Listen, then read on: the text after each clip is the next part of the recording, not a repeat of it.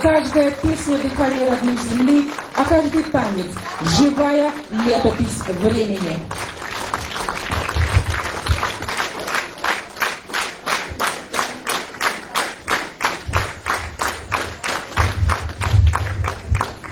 Zamanlar olsun pahalı dostlar, saygılı misafirler, büyük sevinmelikler, kardeşleriniz size.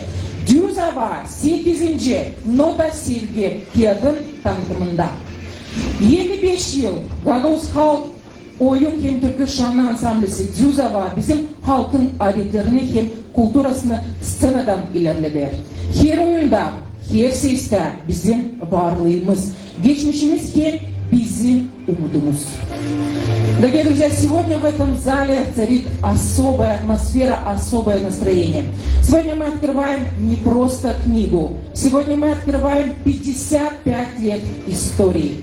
55 лет музыки, движения, вдохновения и любви к народной традиции. 55 лет – это целая эпоха. Это тысячи репетиций, сотни концертов, бесчисленное количество гастрольных дорог. И самое главное, это сердца людей, которые сохранили и передали живую народную культуру новым поколениям. Сегодня мы собрались здесь, чтобы презентовать книгу, в которой собраны воспоминания, фотографии, документы, судьбы, сцены и мгновения, ставшие частью большой творческой истории, большого творческого пути.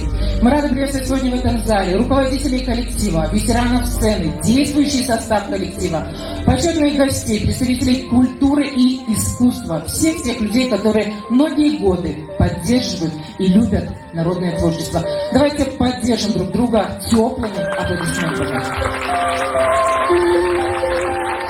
Ну что ж, Düzava 8. Kiyat Nota Silgi Kiyat'ın tanıtımını açmak diye söz verilir. Gagavuzya Genel Kültura Bakanlığı'nın başına saygılı Marina Simenova'ya.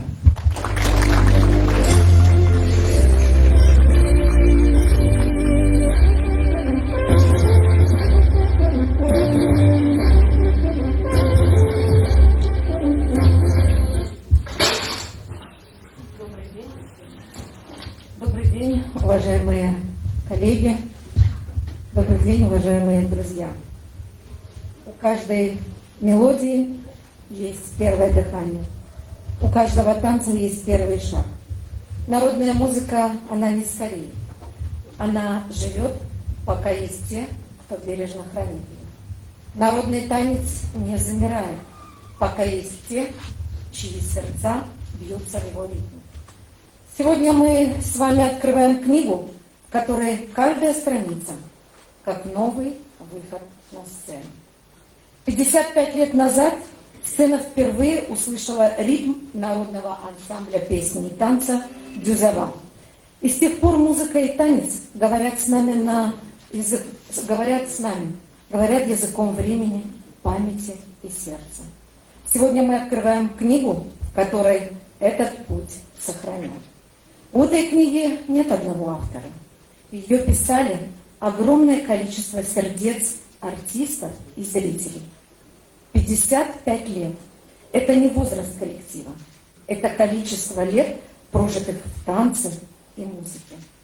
И я счастлива и горда, и очень благодарна, что сегодня эта жизнь обрела свой переплет. 55 лет – это примерно 20 тысяч репетиций, более 5000 концертов, сотни костюмов и бесчисленное количество концертов и аплодисментов. Но главное – это память. Память, которую нельзя было оставить только в архивах. Поэтому появилась эта книга. Она появилась не как отчет, а как живая сцена на бумаге. Задумывались ли мы над тем, что именно делает народ народом? Не только территория и история, не только государственные границы и даты в учебниках. Настоящая основа – это память, передаваемая из поколения в поколение. Память, живущая в песнях, танцах, традициях и языке. Все это и есть культурное наследие. Это наследие невозможно закрыть под стеклом музейной витрины. Его нельзя сохранить в одном единственном документе. Оно живет только тогда, когда им живут люди. Культурное наследие – это душа народа. Оно формирует наше мировоззрение, наши ценности, наши отношения к миру и друг к другу. Через традиции мы учимся уважению к старшим, любви к родной земле, чувству общности и ответственности. И именно с созданием ансамбля песни и танца «Дюзова» нематериальное культурное наследие гагаузского народа вошло в большой мир, став главным достоянием. Гагаузская музыка и песни, которые бережно хранились в семьях благодаря ансамблю и его создателю Семену Пометко, ушли за грань времени. Я бы здесь хотела остановиться и особо отметить, что история гагаузской культуры знает имена многих видных деятелей и настоящих подвижников, не только заложивших фундамент ее дальнейшего развития, но и отдавших этому делу все свои силы, знания и энергию. Среди них выделяется настоящий сын гагаузского народа Семен Пометко. Своим творчеством и творчеством созданного им коллектива он сумел еще 55 лет назад громко заявить, что искусство гагаузов и культура гагаузов не только существует, но оно живет, развивается и будет жить. И именно благодаря его таланту, труду, творческой харизме, стойкости и упорству сегодня стало возможным проведение этого важного, на мой взгляд, мероприятия. Вместе с тем, очень важно отметить, что 55 лет этот путь ансамбля был разным, со взлетами и падениями, с периодами признания и временем испытаний. Бывали годы легкие и вдохновляющие, а бывали очень трудные, когда коллектив оставался без должного внимания, без сцены, без финансовой поддержки. Были и времена особого доверия и поддержки со стороны властей, когда ансамблю предоставляли возможность выступать на самых высоких международных площадках, и в различных уголках мира они представляли гагаузскую культуру. Это Объединенные Арабские Эмираты, Америка, Франция, и почти в каждом уголке мира они побывали. Но несмотря ни на что, ансамбль продолжал жить, к счастью, творить и нести гагаузскую культуру, сохраняя ее и передавая новым поколениям. А присвоение высокого звания профессиональный и звания заслуженный художественный коллектив Республики Молдова гагаузскому ансамблю песни и танца «Дюзова» стало большим событием в истории гагаузской культуры. На сегодняшний день это единственный коллектив в регионе, обладатель такого высокого звания, что свидетельствует о значительном вкладе коллектива в сохранение ценностей многонациональной культуры Молдовы. Вместе с этим я хочу обратить ваше внимание, что сегодня мы живем в стремительно меняющемся мире. Технологии развиваются быстрее, чем мы к ним успеваем привыкнуть. Глобальная культура стирает границы, и вместе с ними часто, к сожалению, стирается уникальность. Все чаще мы видим, как забываются родные языки, исчезают традиционные праздники, обычаи, обряды, остаются в истории, уходят, к сожалению, мастера, не успевшие передать свои навыки. И с каждым таким уходом мир становится беднее. Потеря нематериального культурного наследия – это не просто утрата старинных обычаев и народного фольклора, это утрата части нашей идентичности. Это разрыв связи между прошлым и будущим. А народ, утративший свою культуру, рискует утратить свое лицо. Поэтому сохранение нематериального культурного наследия – это наша с вами общая ответственность. Но сохранить значит не только уберечь, это значит передать дальше. И именно поэтому так важна популяризация. И именно этим сегодня занимается ансамбль песни и танца «Дюзова». Делает культурное наследие живым, понятным и близким молодому поколению. Привлекает в свои ряды молодых, талантливых, амбициозных ребят и девушек. Сегодня ансамбль объединяет поколения. Рядом с мастерами растут совсем юные и молодые исполнители, постигающие любовь к музыке и народному танцу. Эта книга издана не для того, чтобы бесценный опыт прошлых лет был передан тем, кто продолжает путь, чтобы сохранить преемственность. Уважаемые гости, дорогие друзья, подытоживая, подчеркну, что сегодня мы стали с вами свидетелями особого и особенного события. Презентация книги Дюзова «Восьмая нота. Любовь» не точка и не итог. Это признание пути длиною в 55 лет. Более полувека, уважаемые друзья, этот коллектив живет и работает. Дюзова – это гордость нашего края, красивая культурная память и пример тому, как традиция может быть современной, искренней и востребованной. Благодаря вам, дорогие коллеги, народное искусство не остается в прошлом. Оно звучит сегодня и находит отклик у новых поколений. От имени Главного управления культуры Гагаузии, от имени исполнительного комитета Гагаузии хочу выразить глубокую благодарность всем, кто создавал и создает эту историю. Руководителям, хореографам, педагогам, артистам, концертмейстерам, костюмерам, родителям, ну и, конечно же, зрителям. Каждому, кто вложил и вкладывает в этот коллектив труд, талант и душу. Отдельные слова благодарности выражаю всем, кто сделал возможным выход этой книги в свет. Автору книги за проявленную смелость и талант Анне Харлампиевне Харламенко. Спасибо вам огромное. За грамотный перевод текста с русского на гагаузский язык Ирине Вишелян.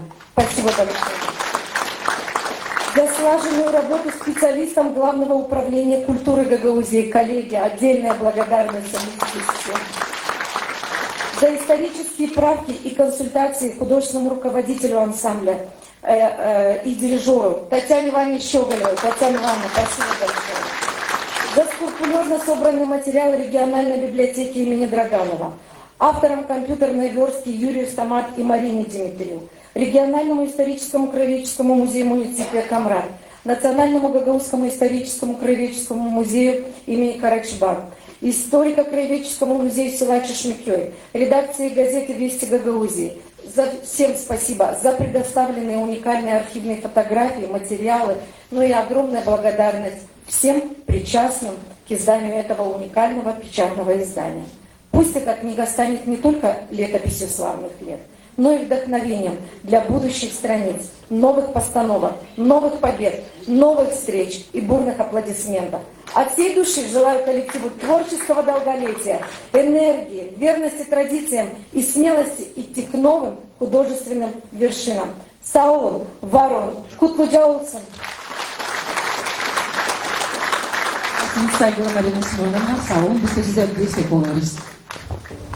Эта книга рождалась не за один день, она рождалась в воспоминаниях ветеранов, в шелесте архивных страниц в библиотеках и музеях, в улыбках артистов и звуках народной мелодии.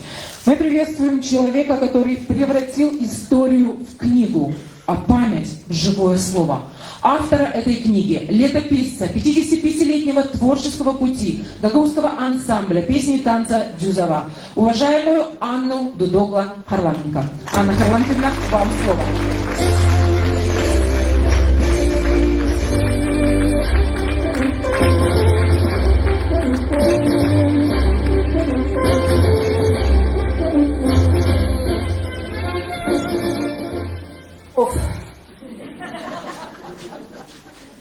Geldik bugüne de. Волнуюсь.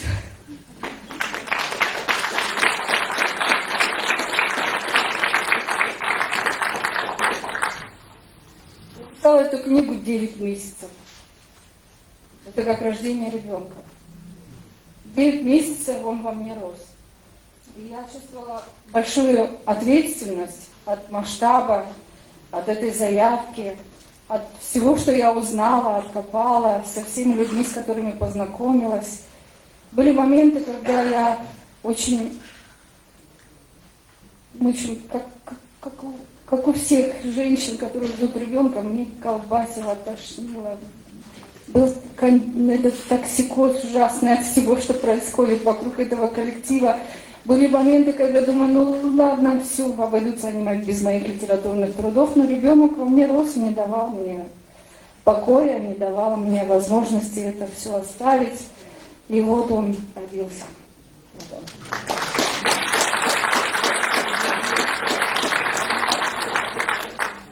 Ничего труднее я не писала, честно, я в журналистике очень много лет, вот, но первая книга, она, на мой взгляд,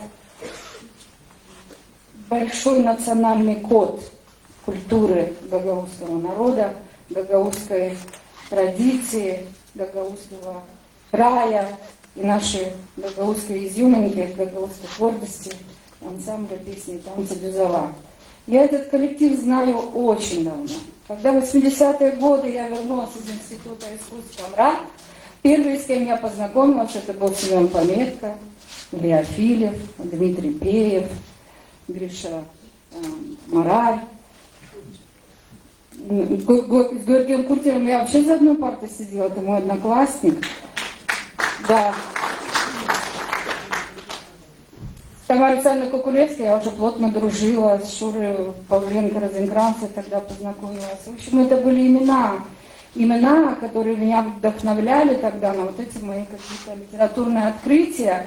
Но я тогда не подозревала, что все это вот выльется в такой большой все-таки исторический манускрипт, такой памятник, которым является наша Дюзова.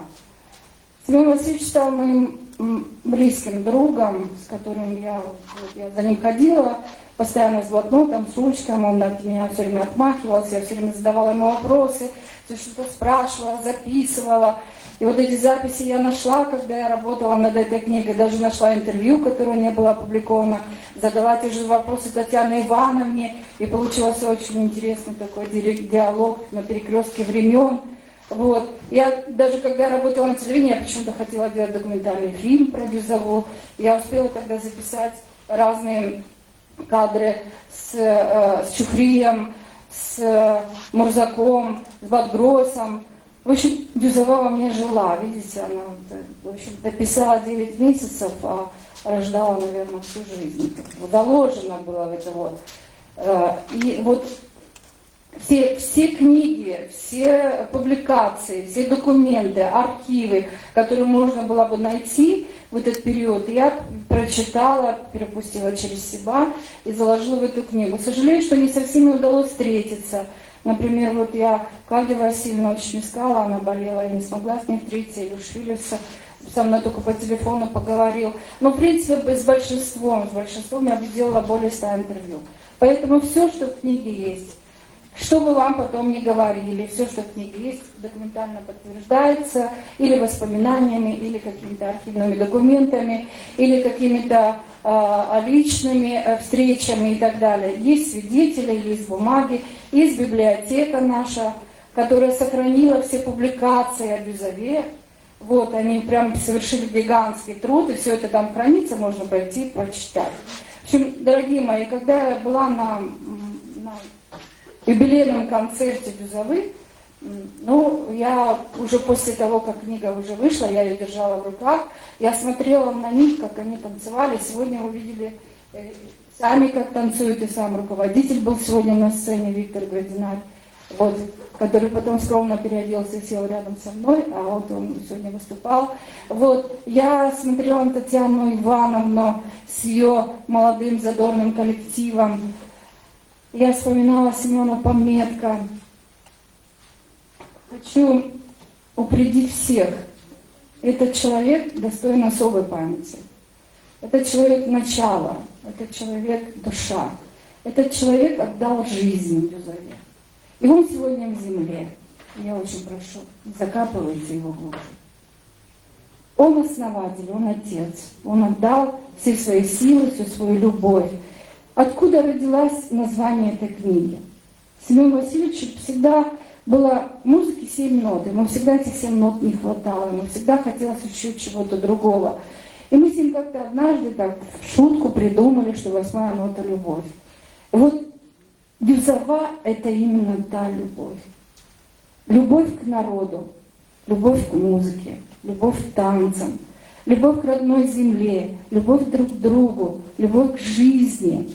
Это 8-я нота, которая звучит в сердце каждого из нас, кто смотрит, слушает и присутствует на их концертах. И им сегодня 55 лет, но я думаю, что это бесконечность. Потому что пока жив наш народ, Бюзова будет петь, танцевать, никто нас не остановит. Такой народ невозможно остановить, пока он имеет такую богатую культуру.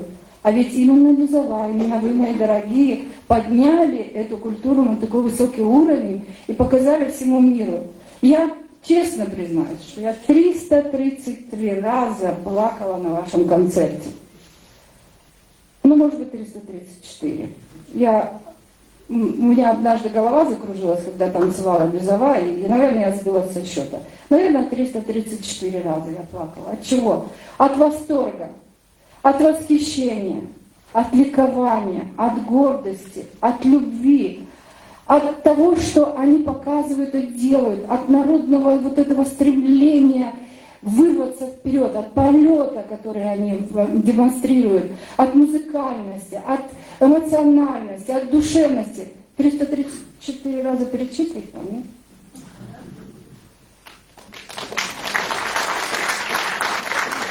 Это те эмоции, которые вызывает наш коллектив. Я бесконечно люблю, бесконечно уважаю всех.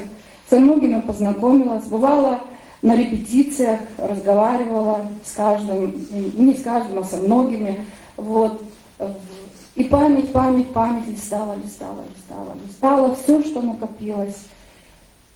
Я не знаю, как Марина Семеновна угадала мою мечту, что я хотела создать какой-то памятник Бюзове, но именно она неожиданно вместе с Татьяной Ивановной почему-то решила, что я должна писать эту книгу. И вот видите, это опять же лишний раз доказывает, что чудеса случаются. Иногда мечта сбывается, когда люди этого хотят. Говорят, чудеса случаются собственными руками, когда ты их делаешь. Вот это тот самый пример. Я к этому готовилась, я копилась в себе эмоции, слова.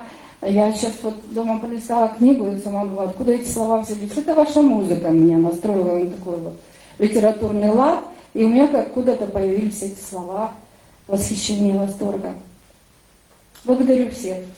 Принято говорить авторам слова благодарности, когда появляется какой-то труд. Вы знаете, что все приходят, говорят.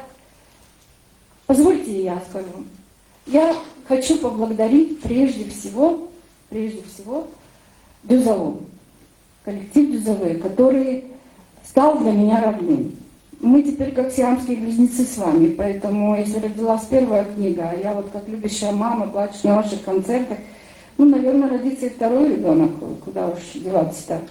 Вы же живете, вы работаете, вы творите, и такое искусство, такую красоту, такую народную гордость, что без этого никак не обойдется. Поэтому за тот период, который вот книга вышла, мне уже очень много еще подходили, и фотографии приносят.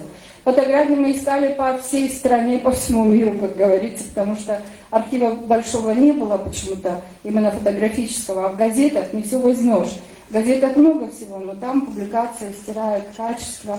Поэтому мы собирали эти фотографии по крупицам. И сейчас ко мне подходят. И что-то дополнительно рассказывают, что-то дополнительно преподносят, какие-то фотографии, какие-то нюансы, какие-то эмоции, какие-то исторические книги. Очень интересный есть раздел, там случаи, курьезы, что происходило с Бюзовой, какие-то смешные, интересные моменты, они со мной делились. Я это сохранила и внесла в книгу, подумала, что это будет интересно и другим. Так вот, я уже накопила целую корзину всякой этих историй, эмоций и впечатлений. Спасибо, что делитесь. Значит, Бюзова интересна, значит, Бюзова жива, значит, она популярна, значит, она нужна нашему народу, она нужна нашей земле, она нужна нам с вами. И думаю, понимают они эту нужность, поэтому они так высоко несут планку нашего гагаузской культуры. Бюзова, большое вам спасибо от всей души. Я кланяюсь до неба Семену Пометко, и я кланяюсь до земли Татьяне Щеголевой. Знаете, что если бы не Пометко, не было бы Бюзовы, у нас были разные коллективы, об этом сейчас спорят и так далее, но одно имя история стал основатель, это Пометко. И он стал основателем благодаря нашей гагаузской Фурцевой, Клавдии Васильевне Балабан, которая сегодня в зале, которая приехала к нам сегодня присутствовать на этом мероприятии. Спасибо вам большое. Вот эта уникальная женщина его откопала, где-то увидела и назначила его руководителем Гагаузского ансамбля песни и танца. А потом, через какое-то время, был Симона Донуркова, дала ему название Дюзова. Как это все происходило, все есть в книге. Поэтому я вам очень всем признательна. Дюзова, Пометка, Щеголева, Клавдия Васильевна, Виктор Грандинар, Константин Гермек, все, которые... Виктор Лаврейко, он первый хореограф. Это тоже столбила история, есть фотографии рядом с Карачебаном. Я дружила с Карачебаном, он мне рассказывал, мы смотрели и обсуждали очень многих наших деятелей культуры. Поэтому историю нельзя переписывать в угоду кому-то или по чьим-то амбициям. Я готова расписываться, как говорится, кровью за каждую строчку, которую я написала в этой книге. Кто хочет выпить мою кровь, кто хочет стать вампиром, становитесь в очередь.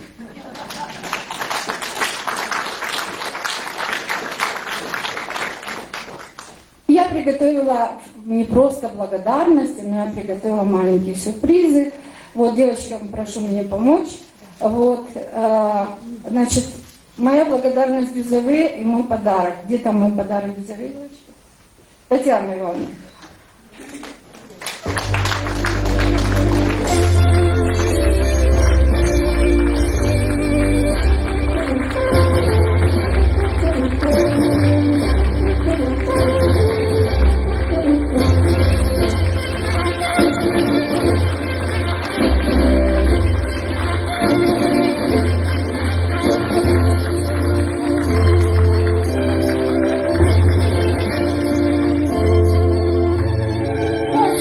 Женщина. Я бы с ней не только в разведку пошла, но еще 10 детей бы родила, честно. Знаю, что такое вот есть руководитель, такая сильная, мужественная и очень талантливая Татьяна Ивановна. Отец бы гордился тобой там, и мама. Мы все помним ее родителей, и они были бы счастливы сегодня видеть вот такую замечательную дочь. Я хочу выразить огромную благодарность Виктору Грандинару.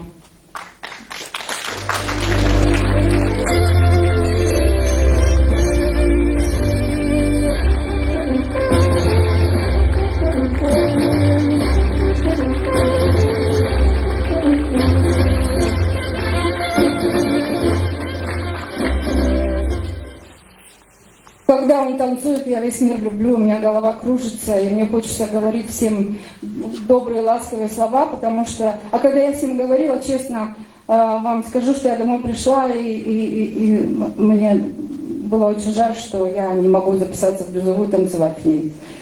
Потому что столько энергии, столько любви, столько эмоций, столько таланта. И он очень благодарен тем, кто был. Он говорит о всех балетмейстерах, хореографах Дюзовы, которые были с огромной любовью, с огромным уважением, с огромной симпатией и поклоном. Всегда называет их фамилии и всегда восторгается, что такие люди были. И он продолжает это танцевальное искусство, которое сегодня у нас просто на большой высоте. Как седьмое небо. Спасибо вам.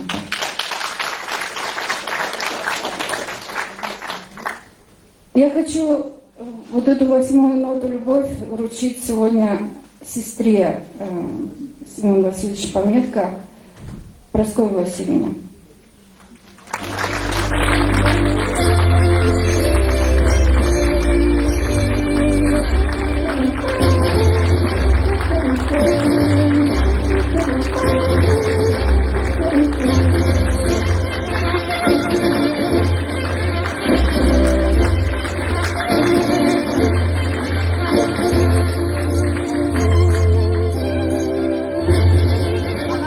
Помогла, дала много историй, фотографий, и у нее очень большая любовь и память к своим братьям.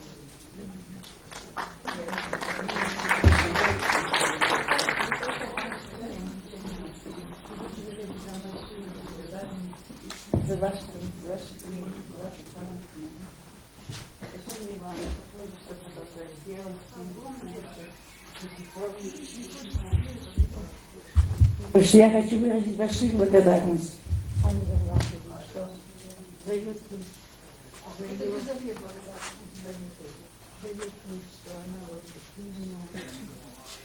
Я очень давно интересуюсь вашими материалами, мне очень нравится.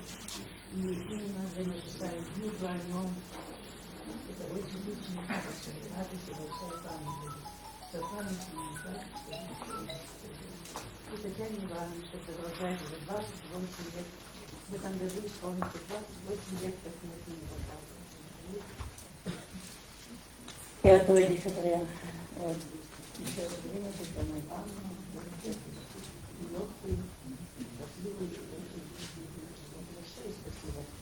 спасибо Елизавете, что храните музыку, то, что писал он, когда где-то продолжает именно в таком же ритме, как и писал он. Большое вам всем спасибо.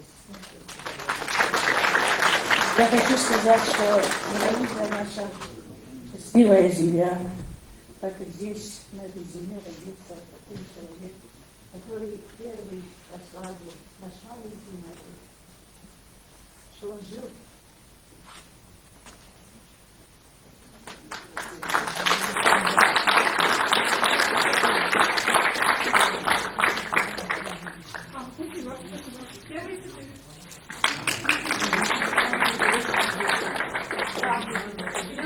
Любил цветы и выращивал их.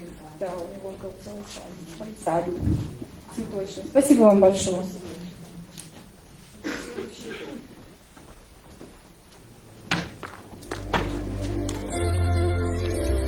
Наверное, на кого я смотрю, вы понимаете, да? Марья Семеновна. Да. Марья Семеновна, вы родили во мне писателя. Помогли родиться во мне писателю, потому что с вашей подачи я написала эту книгу, с вашей добрым ко мне отношением, вы долго терпели мои эти переписывания разные, иногда задержки, иногда там переделки и так далее. Очень много помогала мне наша культурная богиня Гагаузии, поэтому я очень признательна и благодарна.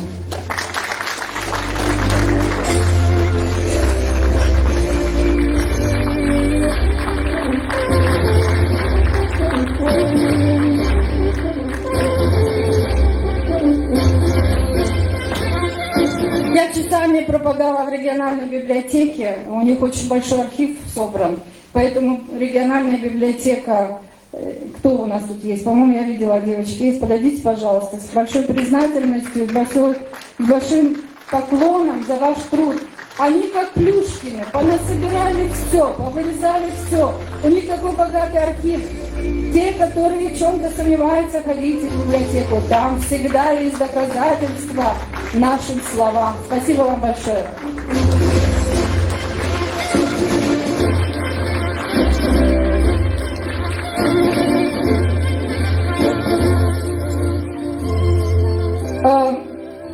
Но обычно, когда появляется какой-то труд, выражают благодарность кому? Всегда выражают благодарность, вы знаете, кому? Семье, да? Поддержка, помощь. Вы просто держите в руках книгу, но не знаете, сколько волнений, сколько во мне было трепета, сколько переживаний. И меня очень поддерживали моя семья, мой брат Павел, мой брат Николай, мой сын Виктор. Поэтому я всегда им рассказывала, что, как происходит. Сегодня здесь брат мой присутствует. Он сыграл тоже как важную роль в жизни Дюзавы. Когда был момент, Дюзава вообще пережила столько потрясений, столько сотрясений, столько нервов, столько всякого. Это 55 историй включает столько землетрясения, сколько, я не знаю, не выдержал бы ни один город. А Дюзава выдержала в свое время Пометка и в свое время Щеголева. Николай, для всей семьи Кубок, 8-я нота, любовь моя к вам.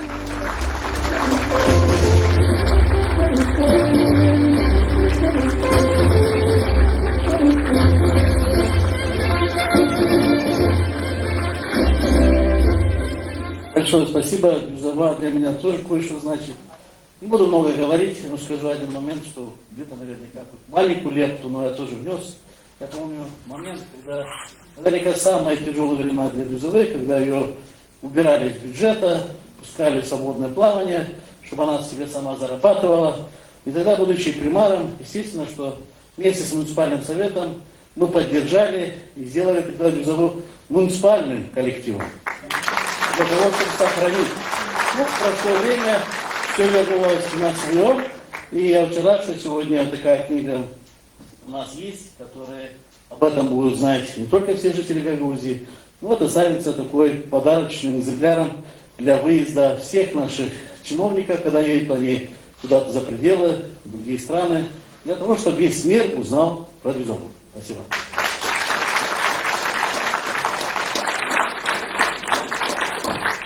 Не буду утомлять с циклом своих благодарностей. Простите, это был еще человек в моей жизни, который очень мне помог писать эту книгу, и очень много воспоминаний его вошло в эту книгу. Он ждал очень эту книгу и не дожил, к сожалению, до этого дня. Это мой чудесный, спокойный, уравновешенный Толик Куртик Георгий.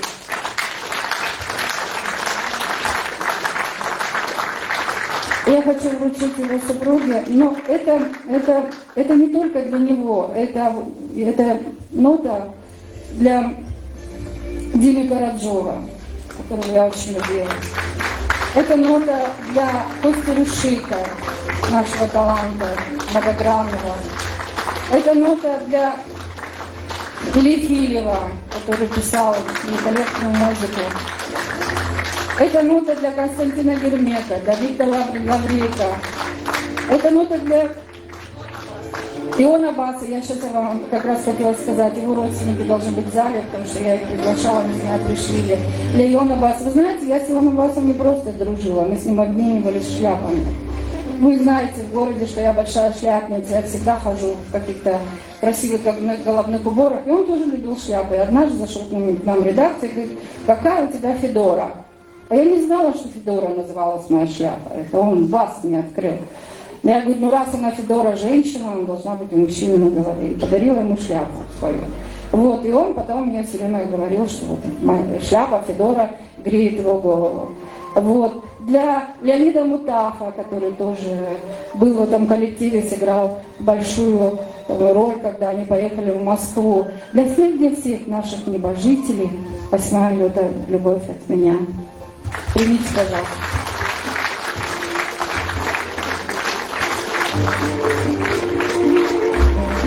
Лудик очень ждал эту книгу. Я обещала ему, что мы с ним вместе напьемся, но придется напиться самой. Но благо наши одноклассники пришли, так что мы вспомним сегодня всех, и его в том числе. Ну вот и все. Вот ребенок мой, вот мой труд. Он у вас в руках. Я буду вам всем очень признательна, если вы отнесетесь к этой книге с любовью, как она написана, и с любовью, чему она посвящена. И Дюзова в вашей жизни будет как наша национальная гордость, наше национальное достояние, наш национальный код, который мы носим в себе. Мне звонили очень многие с Москвы, из Турции, просят книгу, чтобы сохранить в библиотеках, в диаспорах и так далее. Дюзова, вы любимы не только мною, но всеми вашими поклонниками и зрителями. И хоть ваша жизнь — это американские горки, и вас иногда поднимают высоко вниз, а потом опускают далеко, высоко вверх, а потом опускают далеко вниз, у вас есть в душе любовь, и она помогает жить, и вы будете бесконечно на сцене прославлять нашу гагаузскую культуру. Да здравствует Дюзова! 8-я нота любовь. Уважаемая Галина, нас искренне благодарю. Эти аплодисменты по праву ваши.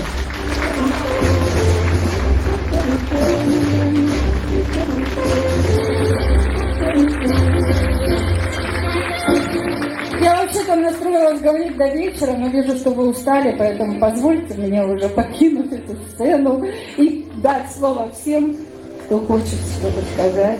Ну и наша ведущая, конечно. Спасибо большое. Благодарим вас, Анна Харламовна. У нас достаточно насыщенная программа, поэтому мы идем дальше. Чтобы понять силу ансамбля, нужно услышать и увидеть, как все начиналось. Позвольте нам на мгновение вернуться в прошлое и встретиться с человеком, который стоял у истоков, чья энергия и талант вдохновили сотни артистов. Давайте посмотрим короткий фрагмент архивного видео, где маэстро Семен Пометко, основатель ансамбля Дюзова, везет коллектив и создает первые шаги истории. Внимание на экран.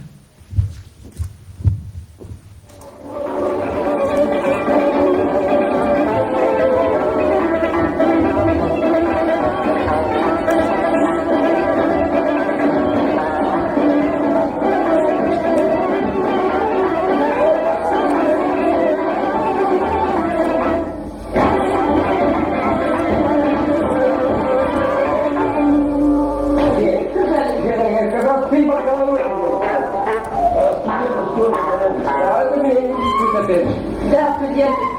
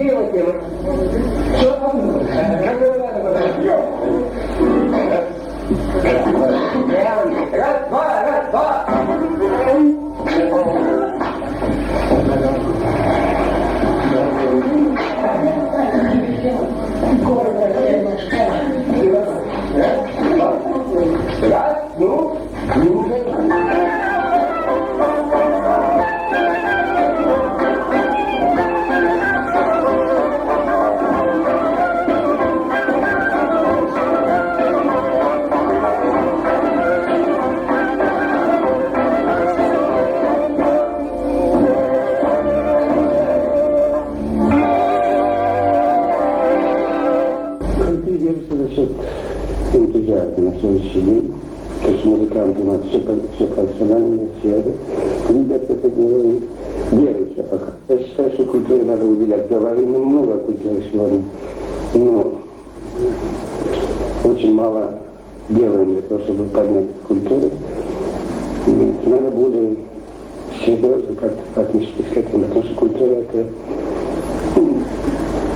нет народа, без культуры не может быть. Нет культуры, нет народа. Toplumun her kesiminde olan insanlardır. Bunlar çiftçi, işçi ve müzik severlere uyumludur. Bunların toplanma sebebi sadece ve sadece kendi halk müziğinin, halk türkülerinin ve oyunlarının tetkik olmuştur. Düz hava 1990 yılında Türkiye'de yapılmış olan Silifke Festivali'ne çağrılmış. Bu festivalde Kavuz ve Türklerin ilk kaynaşması 3 kere daha Türkiye'de bulunup tüm kökenlerde konserler verdiği sanat ve kültür enerjisi durumunda bulunmaktadır.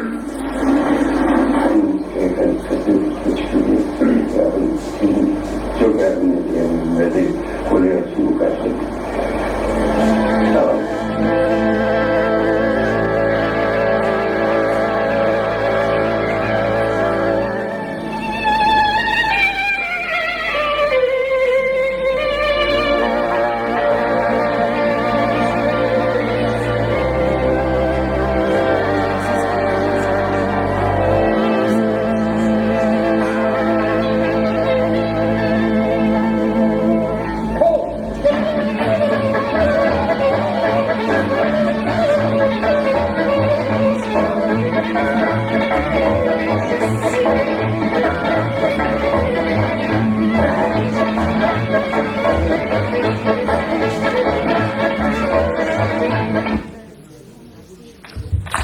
Как и хочется сказать, уважаемый Семен Васильевич, эти аплодисменты вам.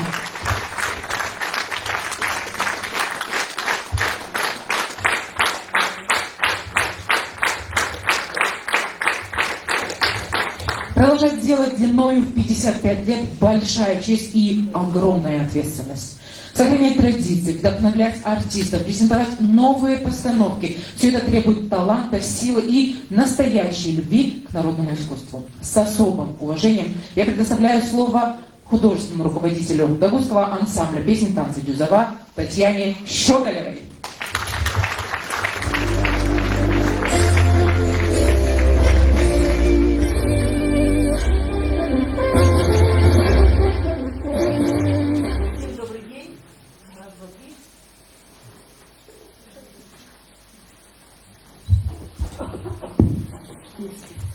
Всем добрый день. Ну что, конечно,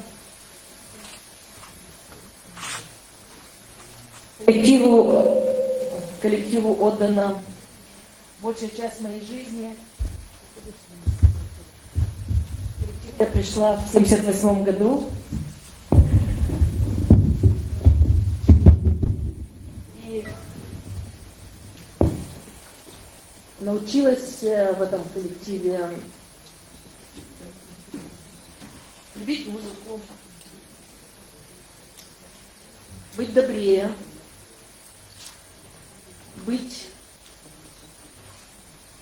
понимать многих, потому что творческая среда, она непростая среда. И кто в ней провел определенное время, знает, что это такое. Поэтому не так все радужно было, но дорогу осилит идущий. И для меня всегда девизом было «Везет тому, кто везет».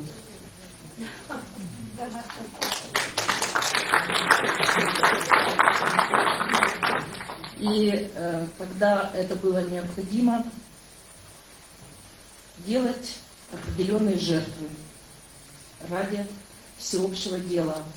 И сегодня 55 лет коллективу мы встретили с уверенной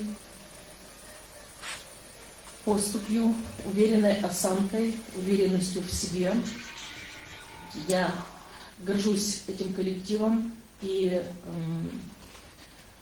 всегда старалась, чтобы наша творческая среда стала культурной, стала достойной. Очень много делала, делаю и буду делать, чтобы стереть существующие стереотипы о людях культуры. Браво.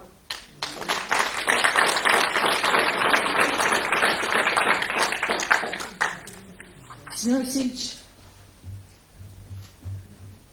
всегда говорил, мы с ним, особенно в последние годы, много общались уже как коллеги.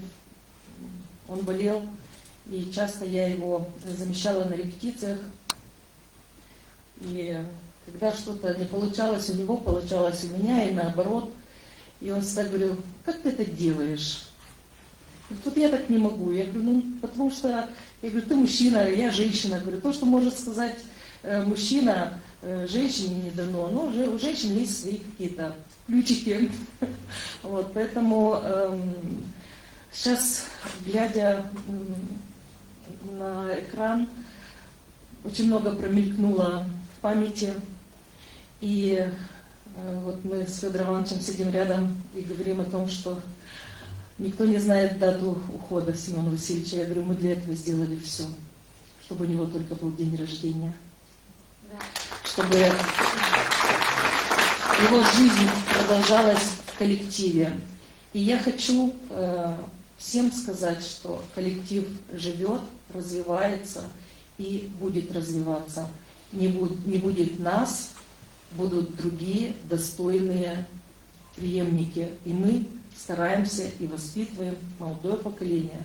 И после себя, как я сказала в одном из интервью, мы должны уйти вовремя и с гордо поднятой головой. Сегодня я хочу поздравить коллектив с юбилеем. Хочу поблагодарить от всего сердца Анну Харлампиевну за огромный титанический труд. Очень непростой труд.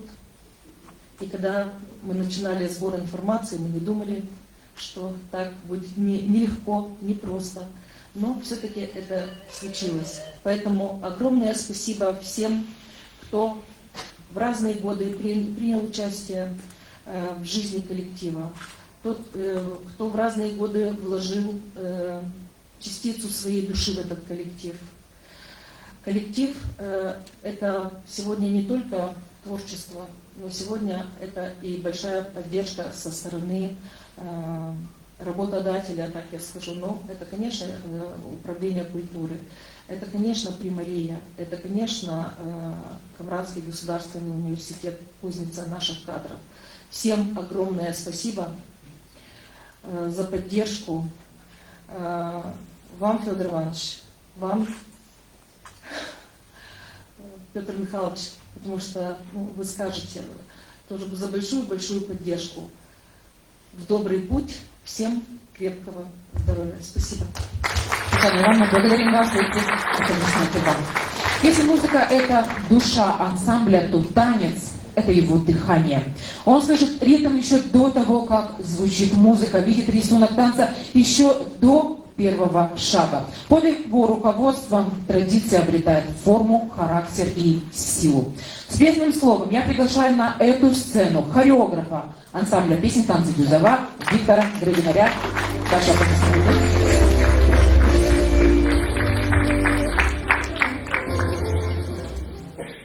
Добрый день, уважаемые коллеги, гости и друзья. Сегодня я являюсь хореографом белорусского ансамбля песни танцы Дюзова, коллектива, который для меня давно стал чем-то большим, чем-то большим, чем работа. Это место, где объединяются история, ответственность, память о людях, которые вложили в него душу. Ансамбль Дюзова появился благодаря большой любви к родной культуре. Его основатель Семен Пометко сумел заложить не только основу коллектива, но и его дух. С самого начала ансамбль создавался как хранитель белорусской культуры, как живая сцена, где традиции не стоят на месте, а продолжают развиваться. Он понимал, что традиции важно не просто сохранять, их нужно передавать через память, через движение, через сердце. Большую роль в формировании ансамбля сыграли хореографы, работавшие здесь в разные года. Их труд научил нас главному – бережному отношению к танцу, ответственности за каждое движение и пониманию того, что сцена не терпит пустоты и равнодушия. Ансамбль переживал разные периоды, были и легкие, и непростые, трудные времена. Но коллектив всегда оставался на сцене. Это стало возможным благодаря самоотверженному труду хореографов, работавших в ансамбле в разные года. Мой путь в ансамбле начался, когда я пришел как танцор. Первым моим учителем стал Авраам Петрович Песян. Со временем я все глубже понимал сцену, учился чувствовать ответственность за каждый шаг и каждый выход к зрителю. И именно в этом процессе особую роль для меня сыграл человек, который стал моим профессиональным ориентиром. Это Константин Афанасьевич Дермик. Он научил меня не только профессии, но и отношению к сцене и к зрителю. Он всегда говорил, что танец не может быть формальным, что движение должно идти изнутри, от сердца. Сегодня я считаю своим долгом продолжать и развивать дело, которому он посвятил всю свою жизнь. Когда его не стало, это стало тяжелой утратой для нас всех, но вместе с болью пришло и осознание – дело должно продолжаться. Его труд, его вера в ансамбль не могли исчезнуть. Сегодня я иду этим путем уже как хореограф. Для меня это не просто работа, а большая ответственность перед учителем, перед основателем ансамбля и перед всеми, кто стоял у его истока. Быть хореографом заслуженного коллектива Республики Молдова, Дюзова, значит сохранять связь между прошлым и будущим, опираясь на опыт предыдущих поколений. Мы стараемся говорить со зрителем современным языком, не теряя своих корней. Этот путь непростой, но честный и необходимый для нас. Я стараюсь сохранить традиции, заложенные у истоков ансамбля, и передать их молодому поколению. Потому что если мы сами не будем беречь и развивать свою культуру, ее не сохранит никто. Я хочу искренне поблагодарить всех, кто создавал и продолжает создавать историю ансамбля «Дюзова». Основателей, руководителей, хореографов, артистов, оркестра и балета. И всех, чей труд делает возможным каждый выход на сцену.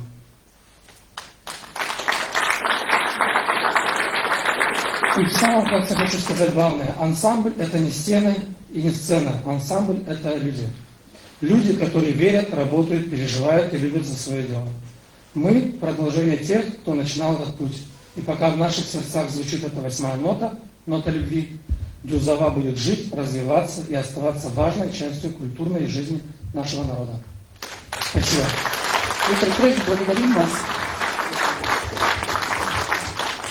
Хотелось бы просто сказать еще от души, своими словами. Большое спасибо автору. На самом деле познакомился лично именно в момент написания этой книги. Очень благодарен судьбе, что получилось с вами познакомиться. Вы уникальный человек. И очень рад, что именно вы написали эту книгу.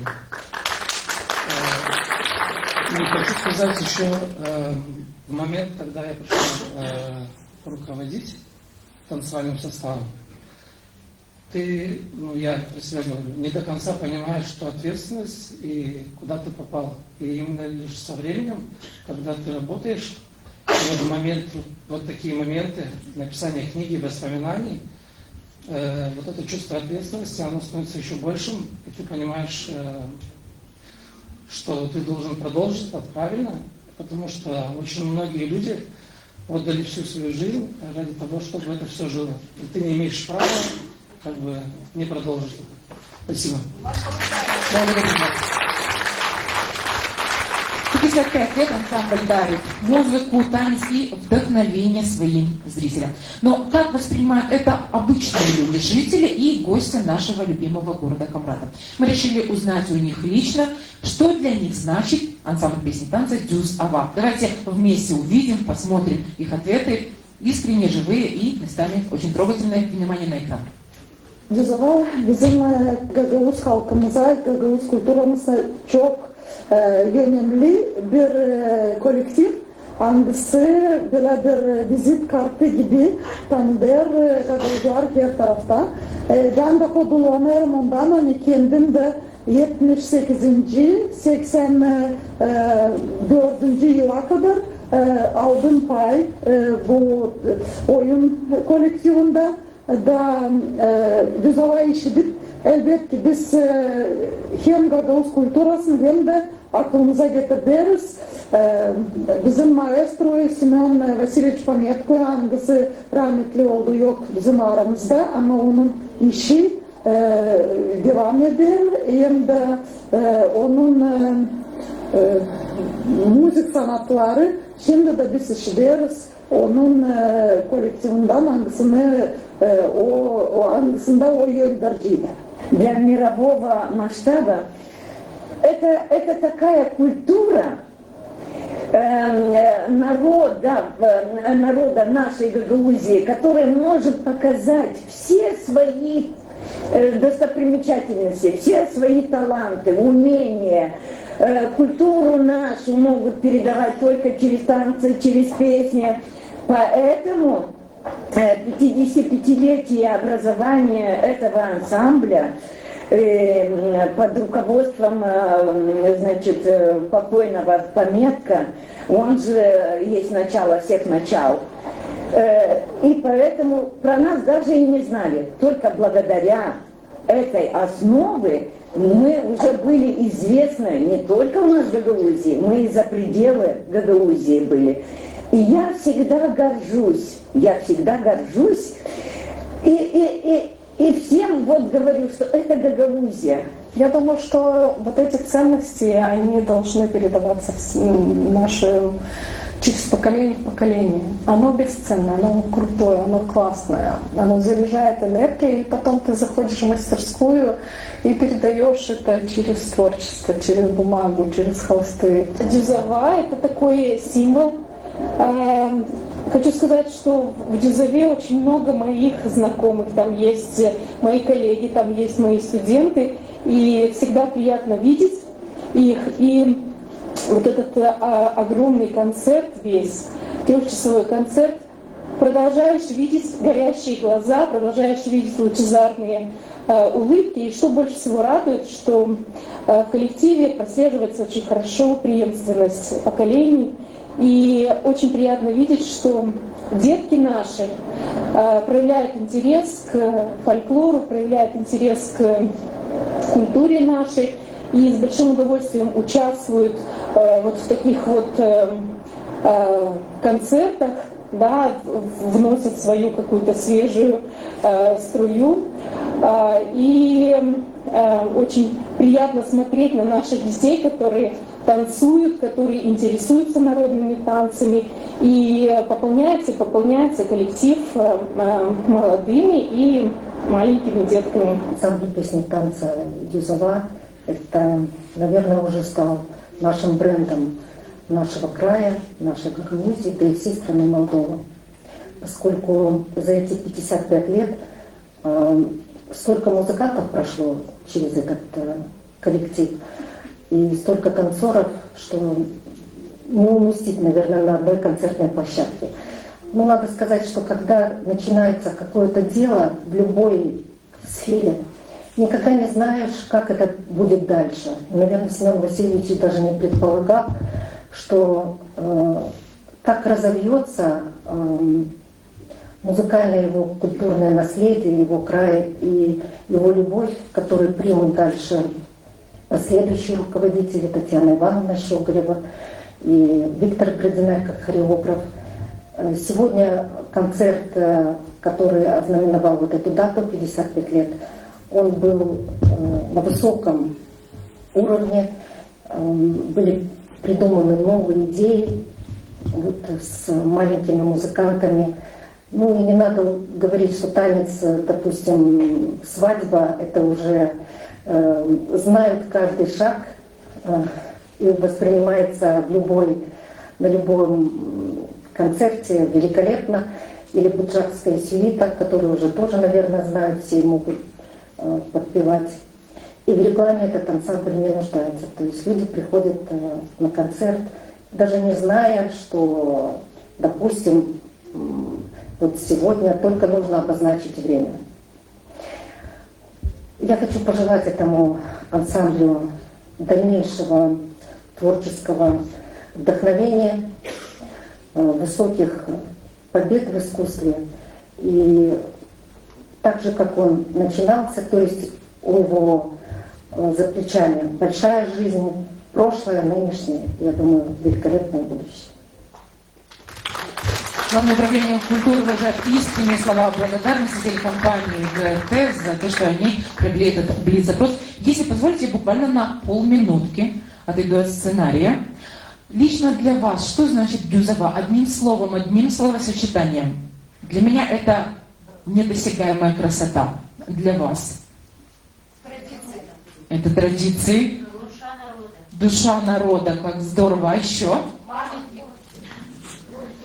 Памятник культуры. Вдохновение. Спасибо огромное. Я думаю, что руководитель... Татьяна Щеголева. Наши аплодисменты. Спасибо огромное. Мы идем дальше. Çok mutluyuz seninle böyle önemli günde bize destek olaylar anılmış adamlar kultura, literatüra, ince sanat uğrunda. Büyük saygıyla scenaya teklif edilir akademik, yazıcı, poet, folklorcu, araştırıcı, rejisör, senarist, publisist, çevirici, dramaturgiya toplumların avtoru saygılı Todor Zamet. Size söz.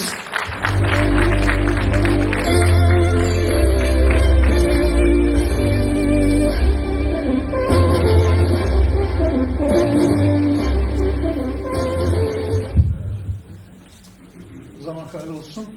Şimdi siz bilirsiniz yaşımda çok kere gördüm, hem anladım. Hani o laf hani diyorlar nice gelinin adını koyacaksın, öyle o gibi de gidecek. Ben bilmiyorum nereden gelmiş akıl, Simeon Ponetler, Seman, biz ona derdik Sem. Ansamble'nin adını koymaya Düzava. Bazı başka havalardı. Ama düz hava koyduğuyla böyle rahat, ağır. Şimdi biz de atlayalım sınırlarına. Açan çıkarlar. Ben küçükken bize hol vardı. Tenanda kilise çıkarlar, düz hava giderler. Hepsi kodu. Yağılmamış, koymuş ve büyüğünde düz hava gemisi giderleri götürüyor Gagavuz kulturasına dünyaya. Ben tanıştım, hep söyleyeyim, ben tanıştım Selman ta 80. yıllarda açıldıydı bu can dalgası. Tabii baktım partide Tatyana Hanım'ın diyentesini ettiğim hakkında töbeler. Küçücük, güzel, kıvrak boylu bir insan.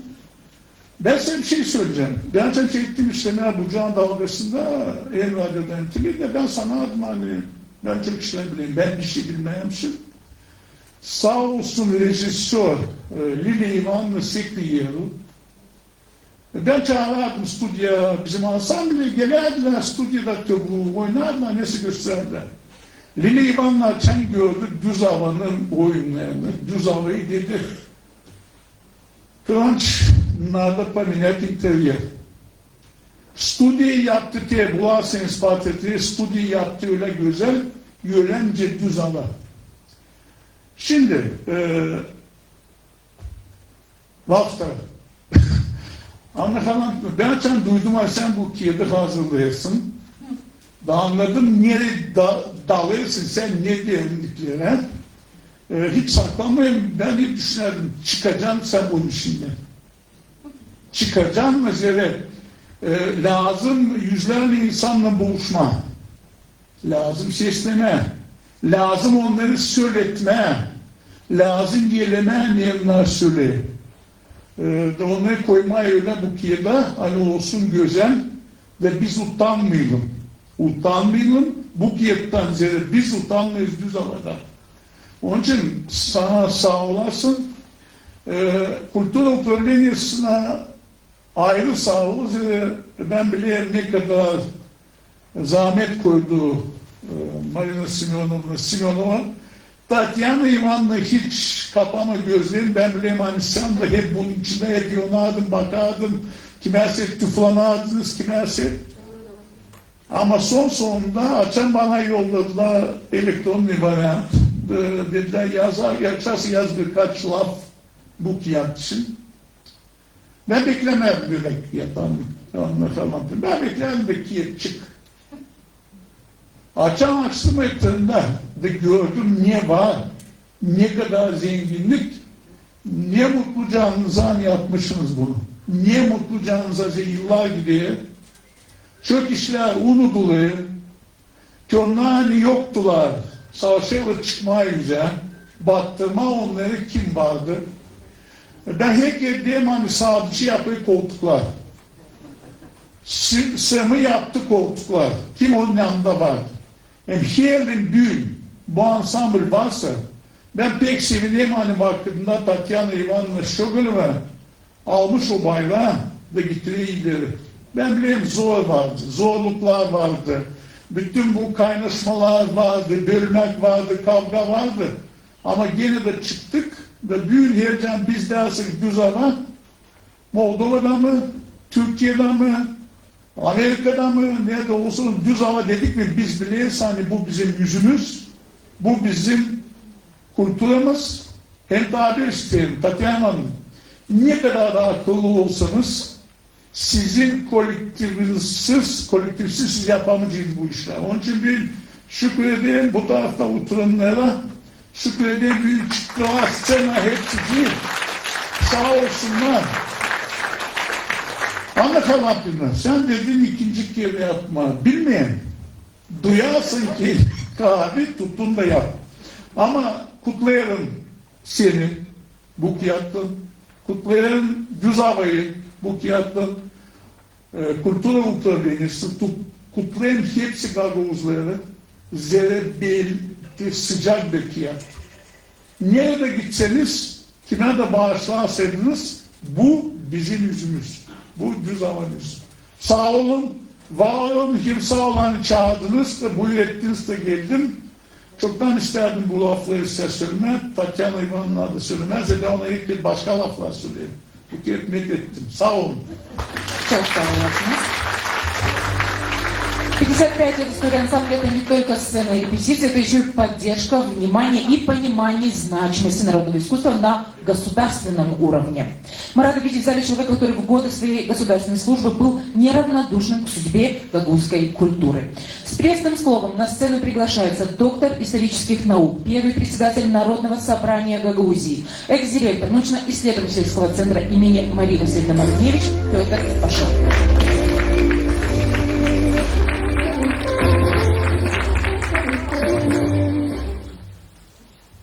Bağlı dostlar, saygılar, organizatorlar, hepsi ki bugün topladı bizi burada, bu güzel topluşa. Birkaç yıl geri ben işledim dekan Fakültete Nasyonalnej Kultury, Milli Kültüra Fakültetin dekanıydım bizim üniversitede. И мы с Петром Ивановичем Петковичем задумали и с Татьяной Ивановной Щеголевой один хороший проект. И мы его реализовали. Мы создали единственный в Молдове музей музыкальных инструментов. Музыкальных инструментов там 58 штук. Музей получился хороший, работающий, действующий. Там и играть можно, и учиться можно, все можно, кроме выпивки и закуски. Значит, и я об этом похвалился одному камрадчанину. Его фамилия Топал, Василий. Он всю жизнь живет в Москве, являлся представителем авиакомпании «Аэр Молдова» в Москве. Встречал президента, высоких гостей, билеты реализовал нам. И он говорит, для вашего музея у меня будет подарок, я его пришлю.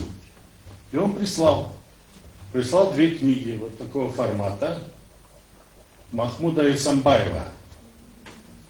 Это тот чеченец, который по Папахе сидел в Государственной Думе в России. И что знаково, я вот на это обратил внимание. Эту книгу помог ему издать председатель Государственной Думы Селезнев Геннадий. А эту книгу сделала председатель Народного собрания Гагаузии Харламенко Анна. Видите как? Звезды сошлись. Ну вот такая вот. У меня, когда я смотрел книгу Асамбаева, появилась такая маленькая мечта о том, чтобы нам тоже сделать бы такую визитную карточку. И мою мечту исполнила Анна Харламенко. Спасибо. Спасибо. Каждый человек должен мечтать. Маленькую мечту, но надо к ней идти, и тогда и Бог помогает. Спасибо вам, Анна Харламовна, за этот труд. Я знаю, что такое писать книги. И я не такой большой писатель, но кое-что пишем. Потому что надо, для студентов же надо, значит, давать дидактический материал. Очень рад, что ансамбль «Гюзова» получил этот подарок. Этот подарок получил и организатор, создатель этого музея, говорю, ансамбля. Семен Васильевич как-то зашел в кабинет Народного собрания в 1998 году и говорит: Петр Михайлович, есть один вопрос. Я говорю: ну, присаживайся. Говори, слушай, вот надо издать кассету. Я говорю: а я знаю, как это надо сделать.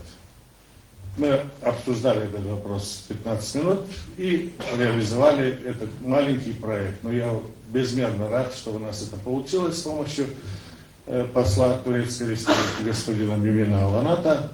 Он приезжал по этому случаю. Эти съемки, которые вы видели, они были в Доме культуры. И афиша, которая ему была подарена, он я уверен, что сохранил где-то у себя в домашнем архиве. Действительно, сегодня мои коллеги говорят о том, что это событие является знаковым для всей нашей Гагаузии, всей нашей культуры. Нет в мире бескультурных народов. Каждый народ по-своему уникален. И вот издание, которое мы держим в руках, как сказал Тодор, теплое, оно является еще одним доказательством того, что наш народ очень талантливый. Еще один маленький пример. Пару лет назад мы с Татьяной Ивановной пригласили одного хореографа из Германии. Он приехал, Павел Миколастик, ему 80 лет было. Он ездил, посмотрел, встречался с Дюзовой, встречался с покойным Савастином Мишевым, конечно, был в Сидорлунге. И когда он на День вина увидел 500 детей, танцующих на площади в Камрате, он заплакал. Он сказал, у нас в Европе этого уже нет давно. Сохраните, сделайте все, что нужно, если нужно, мы вам будем помогать. И в авангарде всего вот этого 500 численностью человек стоит и работает, действует наша Дюзова любимая. Она действительно олицетворяет душу нашего народа, и мы этим гордимся. А когда этим коллективом руководят такие люди, как Татьяна Щеголева, это получается у нас здорово, это наш действительно проводник в жизни, дает вдохновение нашему народу. И в тяжелое время наши творческие люди всегда приходили на помощь нашему народу. Я уверен, что это будет и дальше так. Здоровья вам, счастья и спасибо большое. Спасибо вам, Петр Михайлович.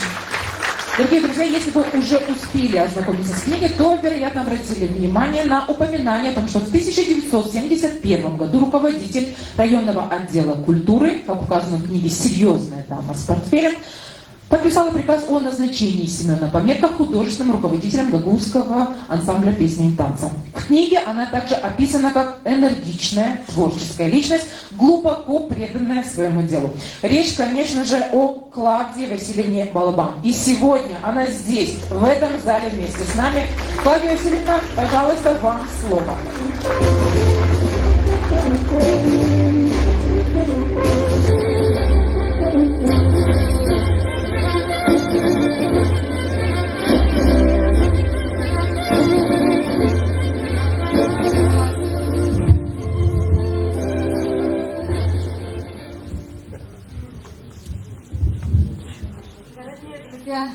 Добрый день. Я со слезами во глазах посмотрела на эти кадры сегодня. Хочу сказать, что Камрад для меня была первая работа. Я приехала сюда по направлению, как было раньше. Закончила университет и направили меня в Камрад. Конечно, я с севера Молдовы. И когда сюда приехала, моя мама плакала горькими слезами. Куда ты едешь, на край света? Ну, я думаю, так меня направили, туда мне направление, вот я и приехала сюда. 6 лет работала инспектором в отделе культуры, а в 1971 году меня назначили казар отделом культуры. Были мы все молоды, я смотрела на эти кадры, и говорю, боже мой, что-то делает эта жизнь со нами. Такие красивые, такие молодые, такие все улыбающиеся. Это молодость. Ну, когда меня назначили отделом культуры, раньше назначили не просто вот как сейчас на месте, что-то делается, на коллегии Министерства культуры, у меня был один наказ. Возобновить работу ансамбля Дюзова. А я когда-то смотрела в партии, в Зеленом партии в Кишиневе, тогда соревновались районы. И каждое воскресенье выступал какой-то район. Вот когда выступал Камрадский район, я почему-то очтилась туда, там, в этом партии. И мне очень понравилась музыка, понравилась. И я вот думала, ну, тоже. Значит, я еду там, где понравится мне этот ансамбль. Но я должна была возобновить, но это был хоровой ансамбль. Я приехала сюда, пробовала сделать хоровой ансамбль, ничего не получилось. Хотя и я пела, хотя мы сделали себе костюмы сами, хотя мы ездили до Кишинева, выступали на телевидении с этим хоровым ансамблем, но все равно не получилось у нас. И вот, к моему радостью, Семен Померко в тот год закончил Мяги, колледж Мяги. Он сидел, его, конечно, направили в родном городе, в городе Камрате.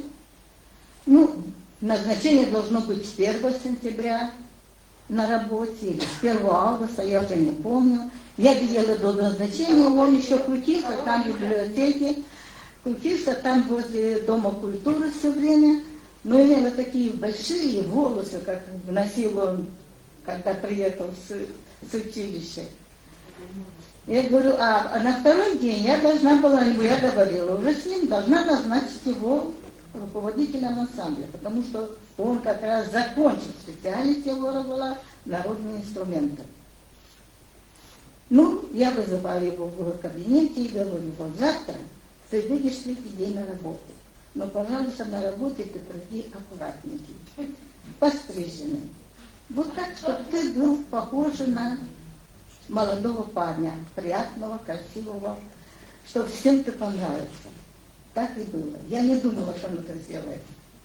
Но он пришел, устроился на работу, и мы начали работать. Но начали работать как тогда? Не было ни инструмента, ничего не было. Кто приходил с инструментами из дома, кто-то было тяжелые времена в то время.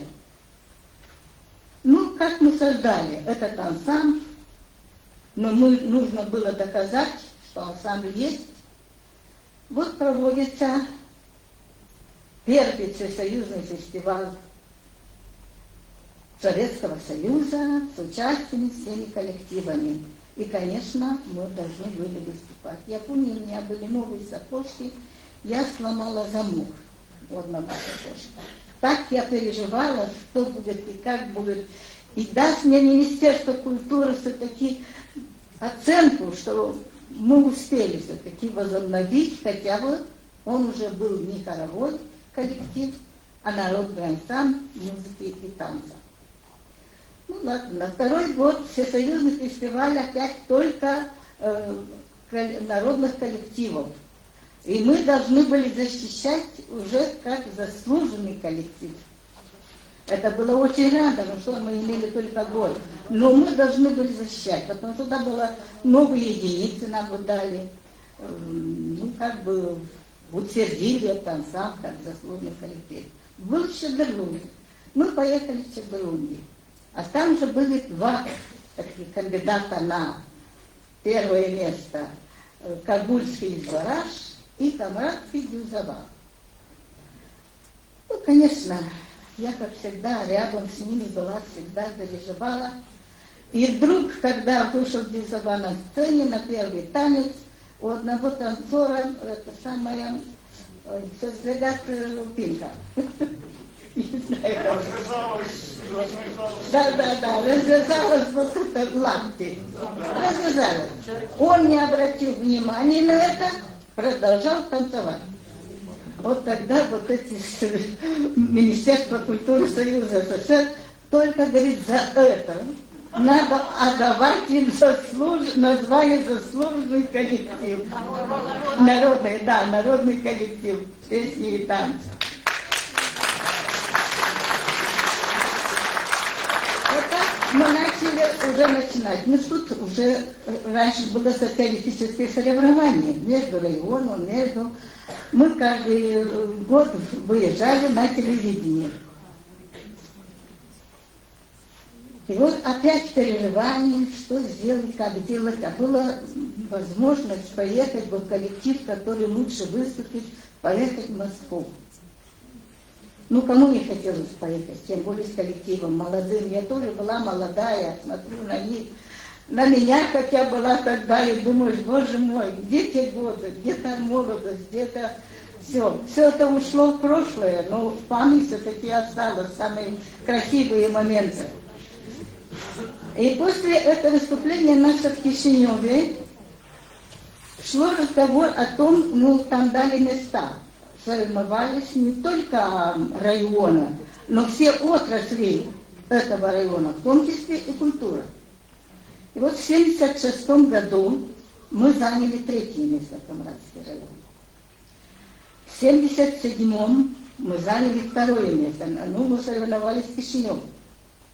Конечно, Кишиневу было бы, наверное, стыдно, чтобы мы взяли было 1-е место в Гагаузии.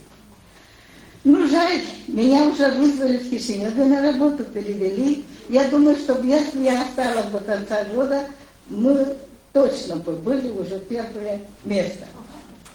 Ну, после этого нас отправили в Москву. Я на 2 дня поехала раньше, чтобы организовать, где коллективы надо размещить гостиницу, с Министерством культуры мы согласовали все. Площадки, где мы будем выступать, у нас было несколько площадок. Те, может быть, я не знаю, есть из тех, вот, с которыми я начала работать сегодня, кого-нибудь нет. Да. И вдруг нас приглашают на центральное телевидение. Ну, знаете, такое приглашение для нас тоже было даже каким-то совсем особое событие. Мы выступали, конечно, выступали не проповедь за что я благодарна, что всегда, когда выходила на сцену, этот коллектив жил сценой, жил тем, чем они делали, танцевали, пели, это не важно. И отсюда об нас узнали уже весь Союз. Нас начали приглашать. Вот в 1978 году, в том же году у нас где-то было весной, а где-то летом уже приглашали в Венгрию, а потом в Турцию. А потом, ну, в Венгрии, к сожалению, уже не успела ехать с коллективом, потому что меня уже перевели в Кишинев. Вот это было начало, было трудное начало. Было времена, когда действительно у нас не было ни костюмов, ничего не было. Но мы все-таки сами иногда за свои деньги и костюмы сделали, и все сделали. Но все-таки вот Министерство культуры очень помогало, когда мы покупали первые духовые инструменты для оркестра, так это вообще было, там нельзя нигде найти по большим блатам. Или костюмы, когда мы шили первые костюмы в ателье, вот это в Кишиневе, то же самое. А потом танцорам, у меня не только одни костюмы, нужно костюмы к каждому танцу.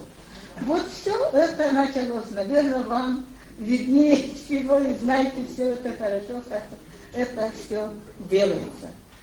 Я хочу сказать, что те годы, которые я работала в Камрате, я работала 13 лет, это все-таки, я считаю, что хороший период.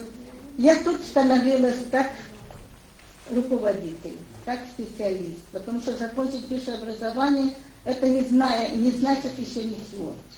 Доказать, что ты специалист, это должен в работе. Поэтому я тут, и всегда, и я вот в эту книгу, которую мне делали в подарок, мой коллектив, уже 2-й коллектив, я имела в жизни 2 коллектива. Камрат за отделом культуры и Кишинев, национальная детская библиотека, где я работала последние 40 лет. И в эту книгу мой коллектив искал, кто бы написал бы Клавдии Балабан. Ну, надо же была книга, не давно день Костелу Кузиду Декарте, посвящена 70-летию. Я говорю, не надо, а себе я буду писать сама. Клавдия Балабан, а Клавдия Балабан. Лучше меня никто не знает меня. Так я в этой книге очень многие страницы посвящаю той времени, когда я работала в Камрате. Те праздники, которые мы проводили тут, все эти проблемы. Потом в Камратском районе именно участвовала в коллегии Министерства культуры Союза СССР. Это не каждому опять заводелу приходилось выступать на такой высоком уровне. когда был министром Петр Девичев. Я не могу передать, какие вот переживания.